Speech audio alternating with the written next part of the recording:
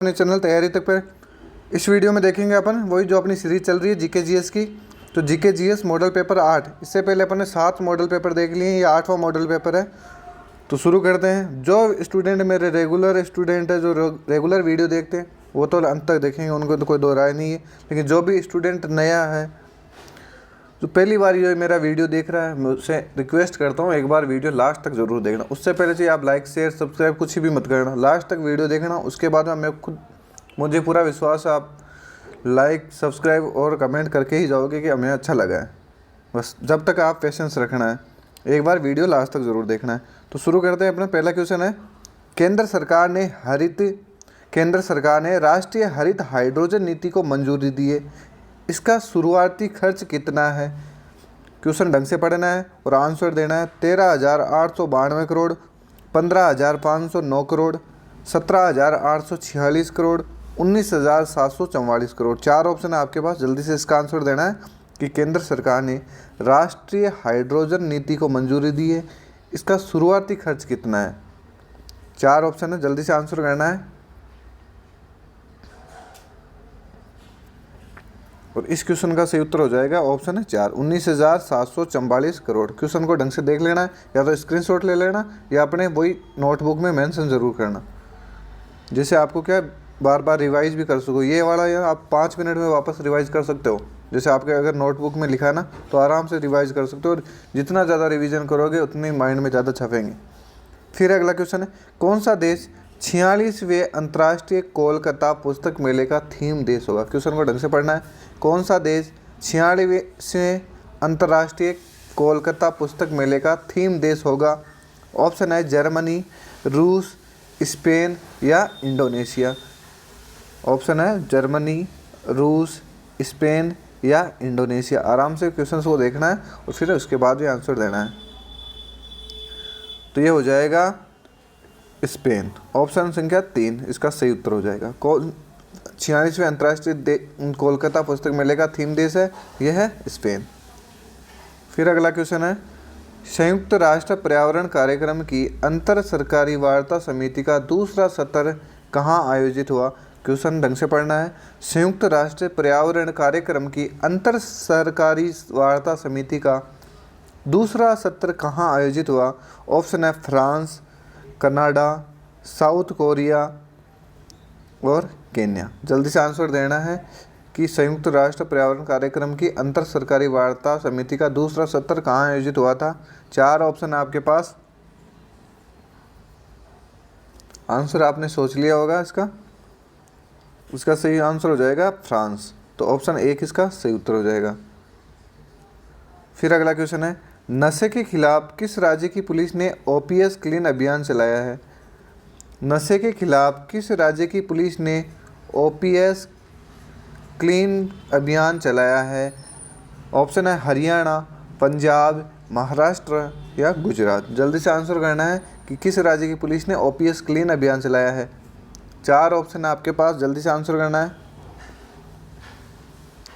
तो नशे के खिलाफ ओपीएस क्लीन अभियान ये चलाया है पंजाब, यानी सब पंजाब है राज्य ने। तो ऑप्शन 2 इसका सही उत्तर हो जाएगा। फिर अगला क्वेश्चन है, विश्व मौसम विज्ञान संगठन की पहली महिला महासचिव किसे नियुक्त किया गया है? क्वेश्चन है, विश्व मौसम विज्ञान संगठन की पहली महिला महासचिव किसे नियुक्त किया गया है? ऑप्शन है Amy Pope, Parminder Singh, Christine Lagarde, Celeste Saulo. ये सेलेस्ते ऐसे भी है, क्वेश्चन को ढंग से पढ़ना है। सेलेस्ते साउलो। आंसर देना है कि विश्व मौसम विज्ञान संगठन की पहली महिला महासचिव किसे नियुक्त किया गया है? 4 ऑप्शन है आपके पास, जल्दी से आंसर करना है। तो यह है सेलेस्ते साउलो को विश्व मौसम विज्ञान संगठन की पहली महिला महासचिव नियुक्त किया गया है। तो ऑप्शन 4 इसका सही उत्तर हो जाएगा। फिर अगला क्वेश्चन है, वित्तीय वर्ष 2022-23 में भारत के सकल घरेलू उत्पाद में कितनी वृद्धि दर्ज की गई है? क्वेश्चन को ढंग से पढ़ना है। वित्तीय वर्ष 2022-23 में भारत के सकल घरेलू उत्पाद में कितनी वृद्धि दर दर्ज की गई है? ऑप्शन है 4.2%, 7.2%, 5.4%, 6.4%। जल्दी से आंसर देना है कि वित्तीय वर्ष 2022-23 में भारत के सकल घरेलू उत्पाद में कितनी वृद्धि दर दर्ज की गई है, यानी जीडीपी। इसको जीडीपी भी बोला जाता है, ग्रॉस डोमेस्टिक प्रोडक्ट। अब आपसे ये से पूछ ले तो इसमें भारत के जीडीपी में कितनी वृद्धि दर्ज की गई है। 4 ऑप्शन है आपके पास, जल्दी से आंसर करना है। कितनी वृद्धि दर दर्ज की गई है, तो वो ये की गई है 7.2, यानी ऑप्शन 2 इसका सही उत्तर हो जाएगा, 7.2%। ये क्वेश्चन अच्छा है, ध्यान रखना इसका थोड़ा सा। फिर अगला क्वेश्चन है, 5 वर्ल्ड कप में गोल करने वाले पहले फुटबॉलर कौन है। 5 वर्ल्ड कप में गोल करने वाले पहले फुटबॉलर कौन है।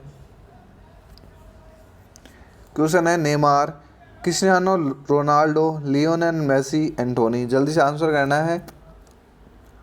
5 वर्ल्ड कप में गोल करने वाले सबसे पहले फुटबॉलर कौन है, तो इसका सही उत्तर हो जाएगा ऑप्शन है 2, क्रिस्टियानो रोनाल्डो।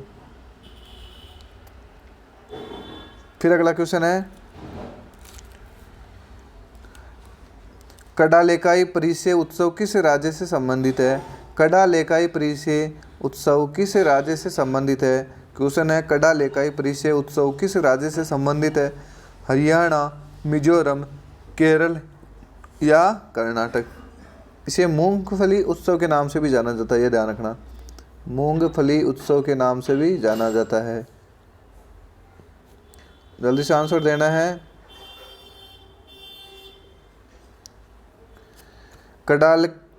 कडालेकाई परिचय उत्सव ये मनाया जाता है कर्नाटक राज्य में, तो ऑप्शन 4 इसका सही उत्तर हो जाएगा। इसे मूंगफली उत्सव भी कहा जाता है।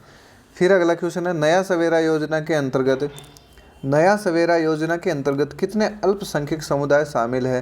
क्वेश्चन अच्छा है, ध्यान से पढ़ना इसको। नया सवेरा योजना के अंतर्गत कितने अल्पसंख्यक समुदाय शामिल है, आंसर देना है।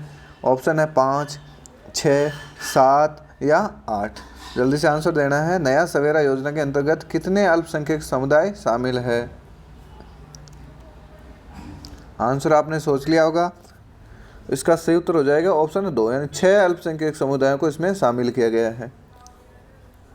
फिर अगला क्वेश्चन है, विश्व हाथी दिवस कब मनाया जाता है। वर्ल्ड एलिफेंट डे कब मनाया जाता है। विश्व हाथी दिवस कब मनाया जाता है। ऑप्शन है 9 अगस्त, 10 अगस्त, 11 अगस्त या 12 अगस्त। जल्दी से आंसर करना है कि विश्व हाथी दिवस कब मनाया जाता है। आंसर आपने सोच लिया होगा, इसका सही उत्तर हो जाएगा ऑप्शन है 4, यानी 12 अगस्त को विश्व हाथी दिवस मनाया जाता है। 9 अगस्त को विश्व आदिवासी दिवस मनाया जाता है, यह भी इम्पोर्टेंट है, ये ध्यान रखना, विश्व आदिवासी दिवस मनाया जाता है, विश्व आदिवासी दिवस मनाया जाता है। फिर अगला क्वेश्चन है, केंद्र सरकार ने लिम्फेटिक फिलेरियासिस बीमारी को किस वर्ष तक भारत से समाप्त करने का लक्ष्य किया है। क्वेश्चन अच्छा है, अच्छे से पढ़ना इसको। केंद्र सरकार ने लिम्फेटिक फिलेरियासिस बीमारी को किस वर्ष तक भारत से समाप्त करने का लक्ष्य बनाया। देखो 2025 तक तो टीबी को समाप्त करने का लक्ष्य बनाया है, ये भी ध्यान रखना, ये पूछा गया है और ये राजस्थान के एग्जामों में तो खूब बार पूछा भी गया है ये तो, यानी टीबी को समाप्त करने का लक्ष्य 2025 तक बनाया है। और आपको बताना है लिम्फेटिक फिलेरियासिस बीमारी को समाप्त करने का लक्ष्य कब तक बनाया। ऑप्शन है 2025, 2026, 2027 या 2028। जल्दी से आंसर करना है इसका,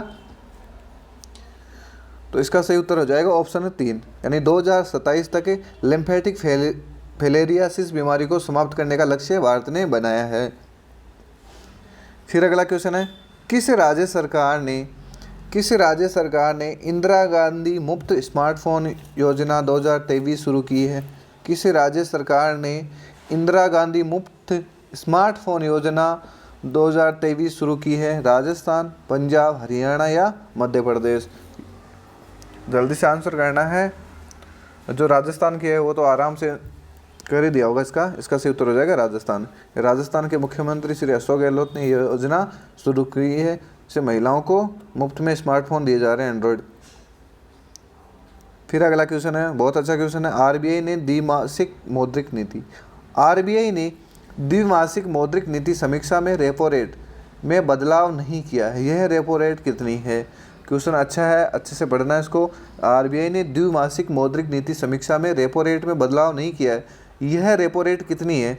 5.5%, 5.8%, 6.5% या 6.8%। 4 ऑप्शन है आपके पास, जल्दी से इसका आंसर करना है कि आरबीआई ने रेपो रेट में बदलाव नहीं किया है तो ये रेपो रेट है कितनी। जल्दी से आंसर करना है इसका। 10 सेकेंड है आपके पास, जल्दी से आंसर करना है इसका।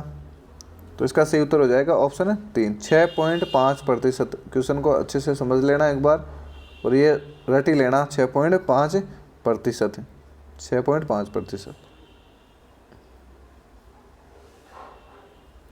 फिर अगला क्वेश्चन है, केरल विधानसभा ने राज्य का नाम बदलकर क्या रखने का प्रस्ताव पारित किया है। यानी कि केरल का नाम बदलकर क्या रखने का प्रस्ताव पारित किया है केरल विधानसभा ने। ऑप्शन है तिरुवर, केरलम, केरलुवम या इनमें से कोई नहीं। जल्दी से आंसर देना है। केरल विधानसभा ने राज्य का नाम बदलकर क्या रखने का प्रस्ताव पारित किया है। जल्दी से आंसर देना है। तिरुवर, केरलम या केरलुवम या इनमें से कोई नहीं। आंसर आपने सोच लिया होगा, इसका सही उत्तर हो जाएगा ऑप्शन 2, केरलम। फिर अगला क्वेश्चन है, बहुत ही अच्छा क्वेश्चन है। अमृत भारत स्टेशन योजना के तहत, अमृत भारत स्टेशन योजना के तहत केंद्र सरकार ने पहले चरण में कितने स्टेशन शामिल किए। क्वेश्चन बहुत अच्छा है। पहले चरण में कितने स्टेशन शामिल किए हैं। तो ऑप्शन है 308 स्टेशन, 408 स्टेशन, 508 स्टेशन या 608 स्टेशन। जल्दी से आंसर देना है। अमृत भारत स्टेशन योजना के तहत केंद्र सरकार ने पहले चरण में कितने स्टेशन शामिल किया है। ऑप्शन है 4 आपके पास, जल्दी से आंसर देना है। तो ये शामिल किए हैं 508 स्टेशन, ये ध्यान रखना। अमृत भारत स्टेशन योजना के अंतर्गत केंद्र सरकार ने पहले चरण में 508 रेलवे स्टेशनों को शामिल किया है पहले चरण में। फिर अगला क्वेश्चन है, हाल ही में चर्चा में रहे खिलाड़ी, हाल ही में चर्चा में रहे खिलाड़ी डी गुकेश का संबंध किस खेल से है। बहुत इंपॉर्टेंट क्वेश्चन है, बहुत अच्छा क्वेश्चन है। हाल ही में चर्चा में रहे खिलाड़ी डी गुकेश का संबंध किस खेल से है। ऑप्शन है शतरंज से, टेनिस, वॉलीबॉल या टेबल टेनिस। जल्दी से आंसर करना है। डी गुकेश का संबंध किस खेल से है। 10 सेकेंड आपके पास, जल्दी से आंसर करना है। तो इसका सही उत्तर हो जाएगा ऑप्शन 1, डी गुकेश का संबंध शतरंज खेल से है। फिर अगला क्वेश्चन है, हाल ही में किस देश ने ब्रिक्स संगठन में शामिल होने के लिए आवेदन किया है। जल्दी से आंसर करना है। ब्रिक्स में शामिल होने के लिए आवेदन किया है। ऑप्शन है केन्या, ऑस्ट्रेलिया, अर्जेंटीना या अल्जीरिया। हाल ही में किस देश ने ब्रिक्स संगठन में शामिल होने के लिए आवेदन दिया है। ऑप्शन है केन्या, ऑस्ट्रेलिया, अर्जेंटीना या अल्जीरिया। जल्दी से आंसर करना है। इसका सही उत्तर हो जाएगा ऑप्शन है 4, अल्जीरिया। फिर अगला क्वेश्चन है, संसद के दोनों सदनों की संयुक्त बैठक का प्रावधान, संसद के दोनों सदनों की संयुक्त बैठक का प्रावधान किस संविधान से लिया गया है। ऑप्शन है आयरिश के संविधान से, सोवियत संघ के संविधान से, ऑस्ट्रेलिया के संविधान से या फ्रेंच संविधान से। जल्दी से आंसर देना है कि संसद के दोनों सदनों की संयुक्त बैठक का प्रावधान किस संविधान से लिया गया है। आंसर देना, 4 ऑप्शन है आपके पास, जल्दी से। देखो, संयुक्त अधिवेशन का प्रावधान है वो कौन से आर्टिकल में है। आर्टिकल 108 में, यानी कि राष्ट्रपति दोनों सदनों का संयुक्त अधिवेशन बुला सकता है आर्टिकल 108 में। और इस क्वेश्चन का आंसर देना है कि ये प्रावधान, संयुक्त बैठक का प्रावधान कहाँ से लिया हुआ है। तो ये लिया हुआ ऑस्ट्रेलिया के संविधान से। तो ऑप्शन 3 इसका सही उत्तर हो जाएगा। फिर अगला क्वेश्चन है, भारत की संविधान सभा ने राष्ट्रीय ध्वज को सर्वप्रथम कब स्वीकार किया। भारत की संविधान सभा ने राष्ट्रीय ध्वज को सर्वप्रथम कब स्वीकार किया। ऑप्शन है 22 जुलाई 1947 ईस्वी को, 23 जुलाई 1947 को, 25 जुलाई 1947 को या 15 अगस्त 1947 को। जल्दी से आंसर देना है कि भारत की संविधान सभा ने राष्ट्रीय ध्वज को कब स्वीकार किया था? 4 ऑप्शन है आपके पास, जल्दी से आंसर करना है। तो इसका सही उत्तर हो जाएगा ऑप्शन संख्या 1। ऑप्शन 1 इसका सही उत्तर है। 22 जुलाई 1947 को संविधान सभा ने राष्ट्रीय ध्वज को सर्वप्रथम स्वीकार किया था। फिर अगला क्वेश्चन है, बहुत अच्छा क्वेश्चन है पॉलिटी का। एक धर्म को अपनाने, अभ्यास और प्रचार करने का अधिकार भारतीय संविधान के किस अनुच्छेद के अंतर्गत आता है? एक धर्म को अपनाने, अभ्यास और प्रचार करने का अधिकार भारतीय संविधान के किस अनुच्छेद के अंतर्गत आता है? जल्दी से आंसर देना है। ऑप्शन है अनुच्छेद 29, अनुच्छेद 23, अनुच्छेद 25 या अनुच्छेद 26। जल्दी से आंसर देना है कि एक धर्म को अपनाने, अभ्यास और प्रचार प्रसार करने का अधिकार भारतीय संविधान के किस अनुच्छेद के अंतर्गत आता है? 4 ऑप्शन है आपके पास, जल्दी से आंसर करना है इसका। आर्टिकल 29, आर्टिकल 23, आर्टिकल 25 और आर्टिकल 26। जल्दी से आंसर देना है और इसका सही उत्तर हो जाएगा ऑप्शन है 3, आर्टिकल 25। फिर अगला क्वेश्चन है, राज्यसभा में राज्यों और केंद्र शासित प्रदेशों में सीटों का आवंटन किस अनुसूची के अंतर्गत आता है? ऑप्शन है तीसरी अनुसूची, चौथी अनुसूची, दूसरी अनुसूची या 7वीं अनुसूची। अच्छे से पढ़ना है क्वेश्चन को। राज्यसभा में राज्यों और केंद्र शासित प्रदेशों में सीटों का आवंटन किस अनुसूची के अंतर्गत आता है? 4 ऑप्शन आपके पास, तीसरी, चौथी, दूसरी और 7वीं। जल्दी से आंसर करना है इसका। जैसे मैंने पहले भी बताया था एक ट्रिक के हिसाब से कि आपको 4 तो ध्यान रखना है। 4 कैसे याद रखोगे? 4 से याद रखोगे सवेसरा, यानी इसमें क्या है? संघ राज्य। इसमें क्या है? वेतन। इसमें क्या है? इसमें है शपथ। और इसमें क्या है? राज्यसभा की सीटों का आवंटन। तो ये हो गया। अभी राज्यसभा में सीटों का आवंटन नहीं पूछा है, तो ऑप्शन 2 इसका सही उत्तर हो जाएगा। अब तीसरी में क्या है? तो तीसरी में शपथ है, दूसरी में वेतन है और 7वीं में क्या है? सेफ और 7वीं सेफ और सूचियाँ। ये ध्यान रखना।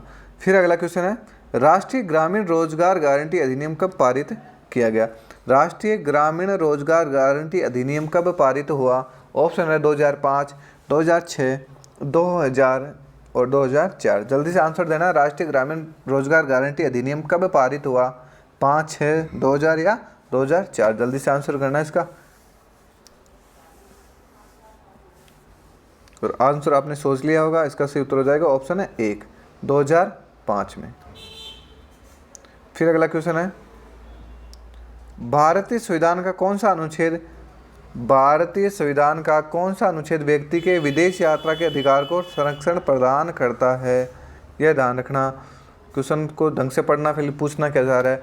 भारतीय संविधान का कौन सा अनुच्छेद व्यक्ति के विदेश यात्रा के अधिकार को संरक्षण प्रदान करता है?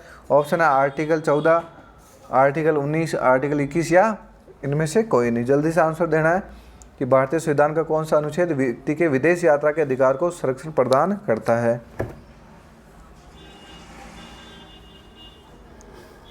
आंसर आपने सोच लिया होगा, इसका सही आंसर हो जाएगा ऑप्शन 3। ऑप्शन 3 इसका सही हो जाएगा अनुच्छेद 21। अब देखो अनुच्छेद 19 का भी पूछा जाता है।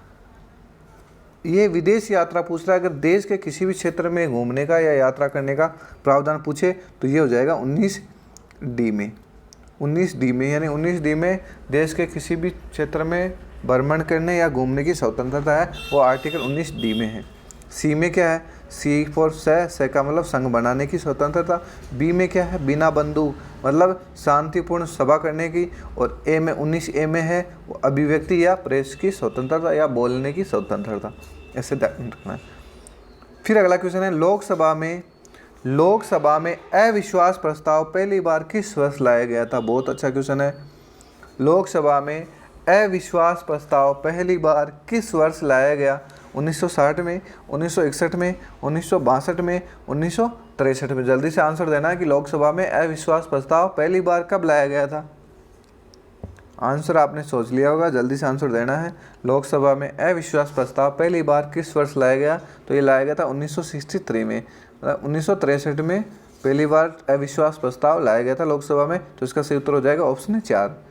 फिर अगला क्वेश्चन है, कोई विधेयक धन विधेयक है, इसका निर्णय कौन करता है? जल्दी से आंसर देना है कि कोई भी विधेयक धन विधेयक है या नहीं, इसका निर्णय कौन करता है?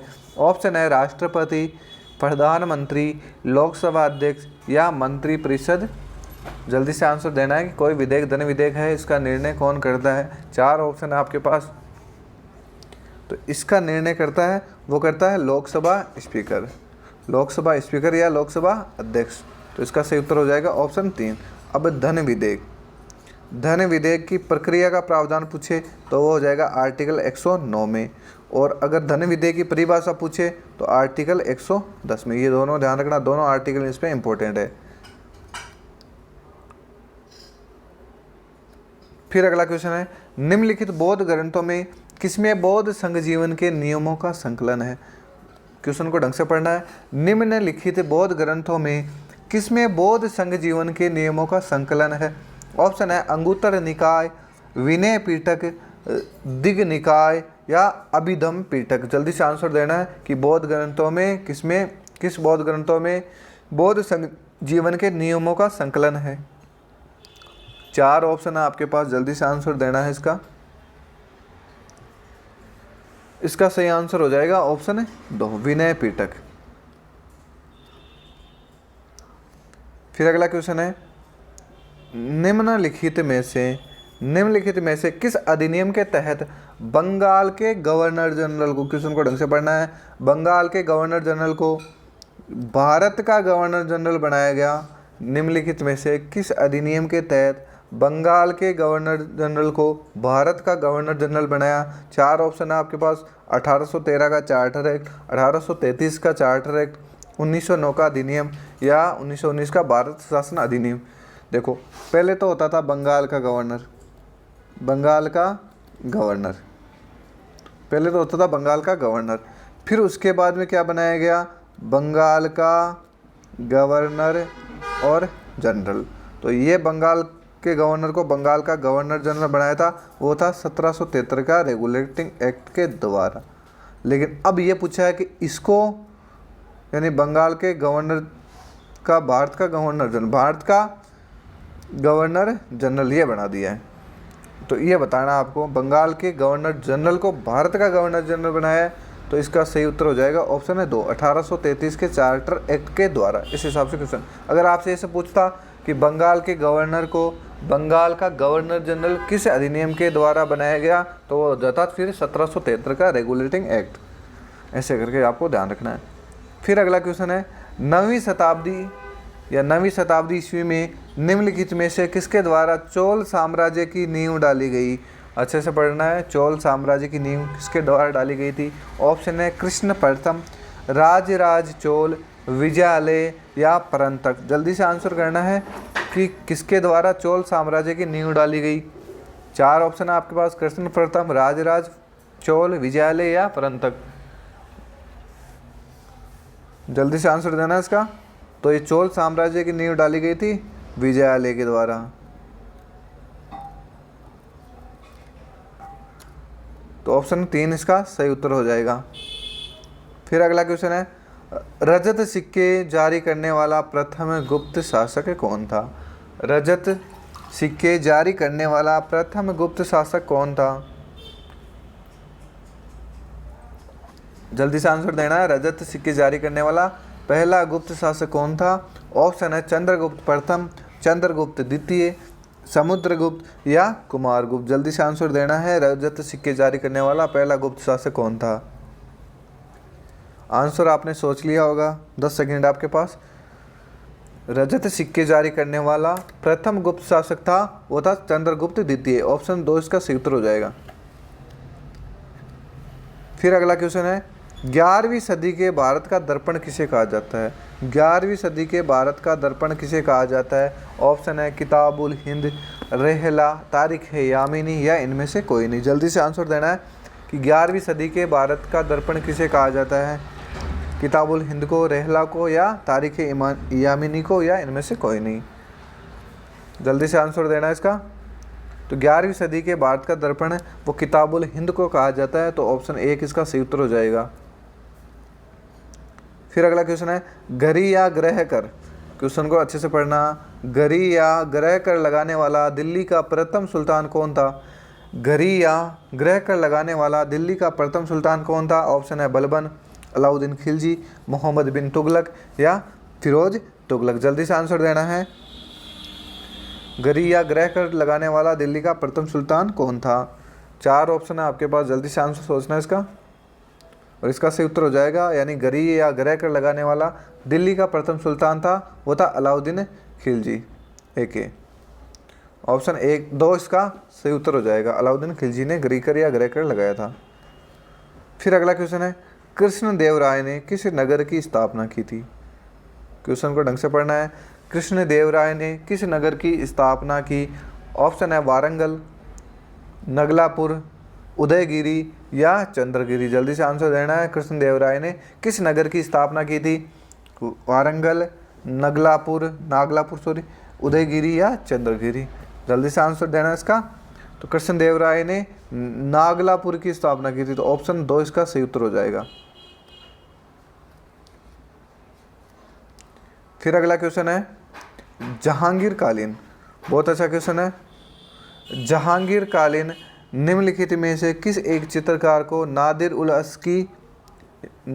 असर की उपाधि प्रदान की? यानी जहांगीर ने किस चित्रकार को नादिर उल असर की उपाधि प्रदान की थी?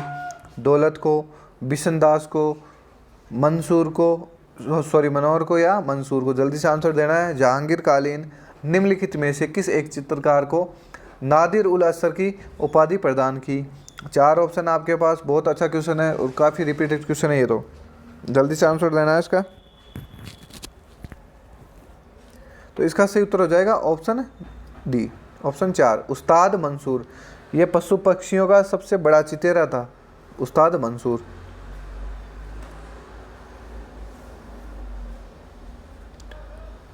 फिर अगला क्वेश्चन है, गुरु नानक ने अपना उत्तराधिकारी किसे नियुक्त किया? गुरु नानक ने अपना उत्तराधिकारी किसे नियुक्त किया था?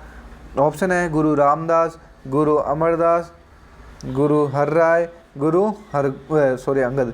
जल्दी से आंसर देना। गुरु नानक के बाद कौन गद्दी पर बैठा, या गुरु नानक ने अपना उत्तराधिकारी किसे नियुक्त किया था? जल्दी से आंसर देना है। 4 ऑप्शन आपके पास, आंसर आपने सोच लिया होगा। इसका सही आंसर हो जाएगा गुरु अंगद, ऑप्शन 4 इसका सही उत्तर है। जैसे कैसे याद रखना, गुरु नानक, नानक के बाद में कौन आया? अंगद, अंगद के बाद में अमर, अमर के बाद में कौन आया? राम, राम के बाद में वही अर्जुन देव। ऐसे करके आपको ध्यान रखना है। अंगद का पूछिए तो कौन आ जाए? अमरदास, अमरदास के बाद आ जाए राम। फिर अगला क्वेश्चन है, पुर्तगाली उपनिवेश का प्रथम वायसराय भारत में कौन हुआ? पुर्तगाली उपनिवेश का प्रथम वायसराय भारत में कौन हुआ? जल्दी से आंसर देना। पुर्तगाली उपनिवेश का भारत में प्रथम वायसराय कौन हुआ? ऑप्शन है डियाज, वास्को डिगामा, अल्मीडा या अल्बुकर्क। जल्दी से आंसर देना है। पुर्तगाली उपनिवेश का प्रथम वायसराय भारत में कौन हुआ?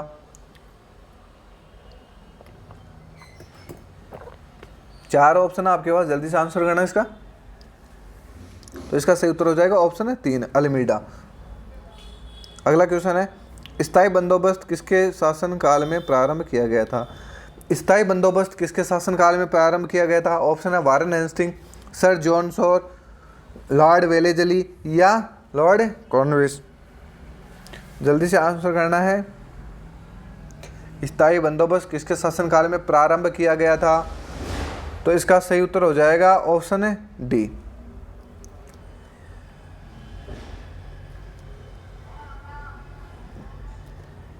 फिर अगला क्वेश्चन है, रामोसी विद्रोह सही रूप में किस भौगोलिक इलाके में हुआ था? रामोसी विद्रोह सही रूप से किस भौगोलिक इलाके में हुआ था? ऑप्शन है पश्चिमी भारत में, पूर्वी भारत में या पश्चिमी घाट में। बहुत अच्छा क्वेश्चन है, ढंग से पढ़ना इसको। रामोसी विद्रोह कहाँ हुआ था, किस भौगोलिक इलाके में हुआ था? 4 ऑप्शन है, ढंग से पढ़ना फिर आंसर देना। रामोसी विद्रोह है ये पश्चिमी घाट में हुआ था, तो ऑप्शन 4 इसका सही उत्तर हो जाएगा। फिर अगला क्वेश्चन है, भारतीय द्वारा अंग्रेजी भाषा में प्रकाशित प्रथम समाचार पत्र था। भारतीय द्वारा अंग्रेजी भाषा में प्रकाशित प्रथम समाचार पत्र था। ऑप्शन है Hindu patriot, the Hindu, young India या नेटिव ओपिनियन। जल्दी से आंसर देना है कि भारतीय द्वारा अंग्रेजी भाषा में प्रकाशित प्रथम समाचार पत्र था Hindu patriot, the Hindu, young India या नेटिव ओपिनियन। जल्दी से आंसर देना है इसका। तो इसका सही उत्तर हो जाएगा ऑप्शन 1 हिंदू पेट्रियाट। फिर अगला क्वेश्चन है, निम्न में से कौन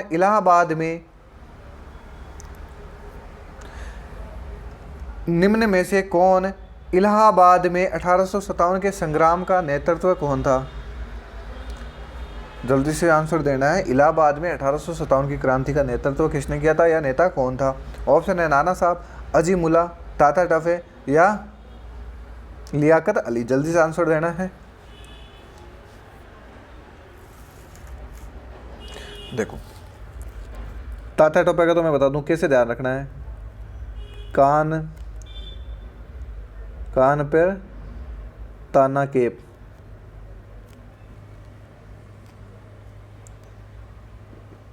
यानी कानपुर में जो क्रांति हुई थी उसका नेतृत्व किया था ताता टोपे ने, और उसका जो विरोध सामने दबाने वाला था अंग्रेज वो था कैंपवेल। ये ध्यान रखना। फिर इस क्वेश्चन का सही उत्तर हो जाएगा ऑप्शन 4 लियाकत अली। इसका ध्यान रखना, इलाहाबाद से नील लिया, इलाहाबाद से लिया नील। अब बोलते हैं ना नील कोई सामान लाना तो वहाँ से लिया, तो इलाहाबाद से लिया नील, मतलब अंग्रेज अधिकारी कौन था? तो नील था वहाँ पे। कहाँ पे? इलाहाबाद में। ऐसे करके पूछा जाता है कि इलाहाबाद में 1857 की क्रांति को दबाने वाला अंग्रेज अधिकारी कौन था? तो वो था नील। और नेता कौन था? तो लियाकत अली। और कहाँ का? इलाहाबाद का। तो इलाहाबाद से लिया नील, ऐसे भी ध्यान रखना है। झांसी का पूछे तो झांसी की रानी हीरो है या नहीं? हीरोज। तो झांसी की रानी का अंतिम युद्ध हुआ था हीरोज के साथ। फिर अगला क्वेश्चन है, इंडियन होम रूल सोसाइटी किस वर्ष स्थापित हुई? क्वेश्चन पढ़ना ढंग से। इंडियन होम रूल सोसाइटी किस वर्ष स्थापित हुई? ऑप्शन है 1900 में, 1901 में, 1902 में या 1905 में। जल्दी से आंसर देना है। इंडियन होम रूल सोसाइटी किस वर्ष स्थापित हुई? 1900 में, 1901 में, 1902 में या 1905 में। जल्दी से आंसर देना है इसका। तो इसकी स्थापना हुई थी 1905 में। ऑप्शन है 4 इसका सही उत्तर हो जाएगा। फिर एक क्वेश्चन है, बहुत ही अच्छा क्वेश्चन है और इसको तो मैं थोड़ा मैप से भी समझाऊंगा, मेरा बनाया हुआ है। भारत के निम्नलिखित तटों में से कौन सा कृष्ण डेल्टा एवं केप कैपेरिन के मध्य स्थित? तो बहुत अच्छा क्वेश्चन है, ढंग से पढ़ना है इसको। भारत के निम्नलिखित तटों में से कौन सा कि कृष्णा डेल्टा एवं केप कैपेरिन के मध्य स्थित है? कोरोमंडल, उत्तरी सरकार, मालाबार तट या कोकण तट। क्वेश्चन को ढंग से पढ़ना है। और अभी देखो पीछे जस्ट इसके आगे मैंने मैप लगाया हुआ है, उससे देखना, उसको स्क्रीनशॉट ले लेना और अपने हिसाब से खुद बनाना। बहुत अच्छा है, आपको खूब सारे क्वेश्चन इसमें से मिल जाएंगे। तो इसका सही उत्तर हो जाएगा ऑप्शन है 1 कोरोमंडल तट। अब ये आंसर कैसे हुआ ये देखो, आराम से थोड़ा सा देखना, टाइम तो लगेगा 2 मिनट। देखो ये तो अपना उत्तरी बिंदु जिसे इंदिरा कोल के नाम से जाना जाता है, ये पूर्वी है, ये पश्चिमी। ठीक है, ये तो हो गया काम। फिर जैसे आगे चलेंगे थोड़ा सा, यहाँ पे ले लेते हैं पढ़ना। यहाँ क्या है? तो देखो यहाँ तो है पश्चिम बंगाल, यहाँ है आंध्र प्रदेश। ठीक है, अब आपसे पूछे कृष्णा डेल्टा क्षेत्र कहाँ स्थित है? तो पश्चिम बंगाल व आंध्र प्रदेश के मध्य है। बिल्कुल ठीक है, ये अपना इधर वाला पूर्वी तट है और इस साइड वाला पश्चिमी तट है, इसमें तो कोई कन्फ्यूजन है ही नहीं। फिर ये आंध्र प्रदेश है और आंध्र प्रदेश यहाँ क्या है? यहाँ तमिलनाडु है। तो आंध्र प्रदेश और तमिलनाडु के मध्य कौन सा है? तो वह है कोरोमंडल तट। ठीक है, ये भी पूछा जाता है कि आंध्र प्रदेश व तमिलनाडु के मध्य के तट को किस नाम से जाना जाता है? तो वह कोरोमंडल के तट। अपना क्वेश्चन क्या है? कृष्णा डेल्टा और केप कैमेरिन। अब ये देखो केप कैमेरिन कहाँ है? यहाँ है, तो मतलब इसको केप कैमेरिन के नाम से जाना जाता है। अब पूछा क्या अपन को कि कृष्णा डेल्टा व केप कैमेरिन के मध्य, अब इन दोनों के मध्य कौन है? तो इन दोनों के मध्य कोरोमंडल तट है ना, या ये रहा। ये हो गया बात, ये क्वेश्चन भी समझ में आ गया होगा। अब आपसे पूछे ये तमिलनाडु है, ये केरल है, इधर केरल है। ये भी पूछा जाता है केरल और कर्नाटक के मध्य, तो देखो केरल और कर्नाटक के मध्य कौन सा तट है? मालाबार तट।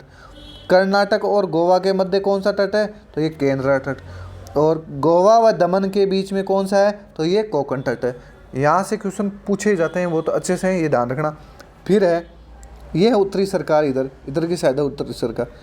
अब ये तो है पूर्वी तटीय मैदान, ये है दक्षिणी तटीय मैदान, इसे पश्चिमी घाट भी बोला जाता है। एक क्वेश्चन तो ऐसे पूछा जाता है, पश्चिमी घाट व पूर्वी घाट के मध्य की पहाड़ियाँ किस नाम से जानी जाती है? तो देखो ये पूर्वी घाट है, ये पश्चिमी, तो इसकी है नीलगिरी पहाड़ियाँ। अब आपसे पूछे पूर्वी घाट की सबसे ऊंची चोटी कौन सी है, या इधर महेंद्रगिरी किस घाट की है? तो ये पूर्वी घाट की। सह्याद्री पर्वत कहाँ है? तो ये पश्चिमी घाट में स्थित है। तो इस हिसाब से ध्यान रखना। फिर ये काठियावाड़ तट है, ये गुजरात में। तो इस मैप को ढंग से समझना। हालांकि ये मैंने टेलीग्राम पे भी डाल दूंगा इसको, और कम्युनिटी में भी डाला हुआ है ये, तो आप वहाँ से जाके इसका पूरा स्क्रीनशॉट ले लेना, या टेलीग्राम पे लेना चाहो तो अपना तैयारी तक नाम से टेलीग्राम है, तैयारी तक टेलीग्राम है। 2 टेलीग्राम खुलेंगे, इसमें आप सर्च करोगे ना, जिसमें एक हाथ में राजस्थान पुलिस का स्टिकर लिया हुआ है मेरा, वहाँ देखना, वो जो आए उसको सब्सक्राइब करना है, तो वहाँ आपको ये बड़ा मैप मिल जाएगा। वहाँ से आप खुद से बनाना, इसको सेम देख के खुद के हिसाब से सेट कर लोगे, बहुत अच्छे से याद हो जाएगा। और ये आराम से आपको मैप का हिसाब से समझना है, जियोग्राफी को। तो देखते हैं अगला क्वेश्चन। देखो फिर 2 चीज़ें यहाँ पे ये भी ध्यान रखना। एक उत्कल का मैदान पूछा जाता है, तो उड़ीसा राज्य का तटीय मैदान उत्कल के मैदान से के नाम से जाना जाता है। उड़ीसा राज्य का तटीय मैदान किस नाम से जाना जाता है? तो यह उत्कल के मैदान से। यह है इंदिरा पॉइंट, जो दक्षिणी पॉइंट है, इसे इंदिरा पॉइंट या केप के मेरीन, या इस हिसाब से भी जाना जाता है। ठीक है, तो शुरू करते हैं। अगला क्वेश्चन है अपना, रोहतांग दर्रा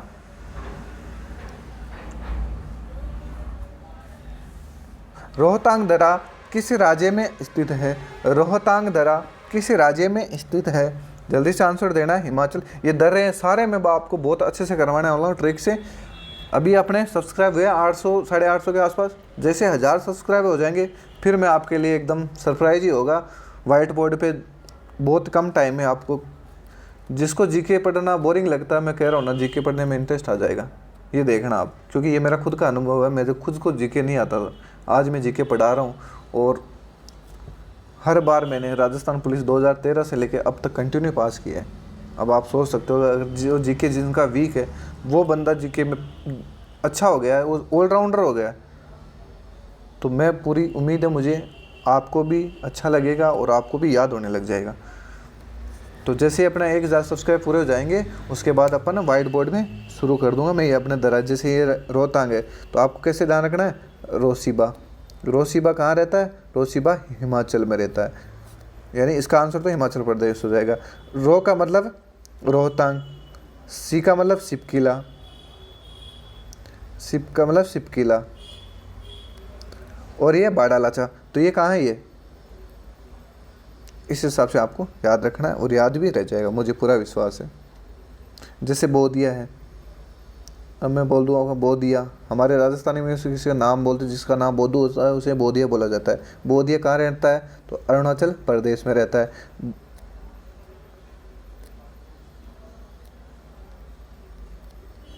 दीफू, यांगाफ, ऐसे करके। फिर अगला क्वेश्चन है, किशन गंगा नदी किसकी सहायक नदी है? किशन गंगा नदी किसकी सहायक नदी है? किशन गंगा नदी किसकी सहायक नदी है? ऑप्शन है रावी की, चिनाब की, झेलम की, या व्यास की। जल्दी से आंसर देना है। किशन गंगा नदी किसकी सहायक नदी है? आंसर देना भाई। 4 है ऑप्शन आपके पास। बहुत अच्छा क्वेश्चन है ये। आंसर आपने सोच ही लिया होगा और आंसर दे भी दिया होगा। तो ऑप्शन है 3 इसका सही उत्तर हो जाएगा। किशन गंगा झेलम नदी की सहायक नदी है। फिर अगला क्वेश्चन है, ये भी बहुत अच्छा क्वेश्चन है। आपने बांधवगढ़ राष्ट्रीय उद्यान किस राज्य में स्थित है? ये तो बहुत अच्छे से पढ़ा होगा, लेकिन ये किस जगह स्थित है ये बताना आपको। बांधवगढ़ राष्ट्रीय उद्यान किस जगह स्थित है? शिवपुरी में, मंडला में, बीजापुर में, या शहडोल में? जल्दी से आंसर देना है। बांधवगढ़ राष्ट्रीय उद्यान किस जगह स्थित है? तो इसका सही उत्तर हो जाएगा ऑप्शन है 4, शहडोल। ऑप्शन 4 इसका सही उत्तर हो जाएगा।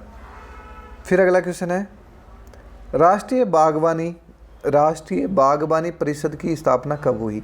राष्ट्रीय बागवानी परिषद की स्थापना कब हुई? ऑप्शन है 1976 में, 1984 में, 1978 में, या 1986 में? जल्दी से आंसर देना है। राष्ट्रीय बागवानी परिषद की स्थापना कब हुई थी?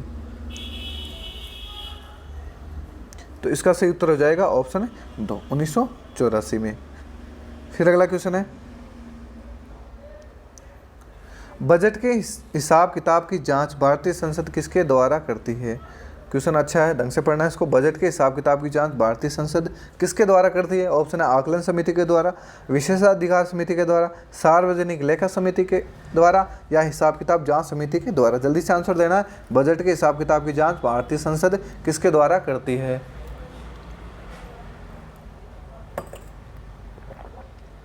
इसका सही उत्तर हो जाएगा ऑप्शन 3, सार्वजनिक लेखा समिति के द्वारा। फिर अगला क्वेश्चन है, बहुत ही अच्छा क्वेश्चन है।